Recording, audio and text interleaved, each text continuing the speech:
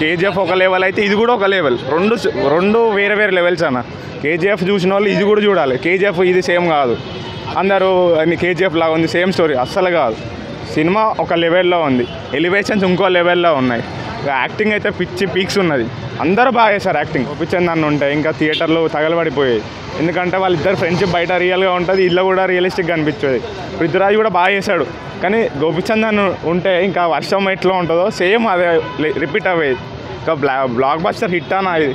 Music అయితే ఇక పిచ్చి, రవి బాసురన్ అయితే మ్యాడ్ కొట్టిండు, గూస్ బంప్స్ వస్తున్నాయి, వేరే లెవెల్ ఉంది. వచ్చిన ప్రతిసారి గూస్ బంప్స్ వస్తూనే ఉంటాయి, సలార్ పీక్స్ అంతే, వేరే లెవెల్కి పోతుంది. ఎన్ని 1000 crores రావచ్చు, 2000 crores కావచ్చు, 3000 crores రావచ్చు, అట్లా ఉందన్న. ప్రభాస్ ఫ్యాన్స్ ఇంకా 3-4 సార్లు చూస్తారు. కొత్త రికార్డ్, ఇండియన్ రికార్డ్ సెట్ చేస్తారన్న. బాహుబలిని మించే ఛాన్సెస్ కూడా ఉన్నాయి. బాహుబలి అయితే కష్టం కానీ 1000 crores అయితే టచ్ చేస్తుంది బ్రో, ఈజీగా 2-3 అసలు ఈజీగా ఉంటుంది. సూపర్ ఉంది మూవీ.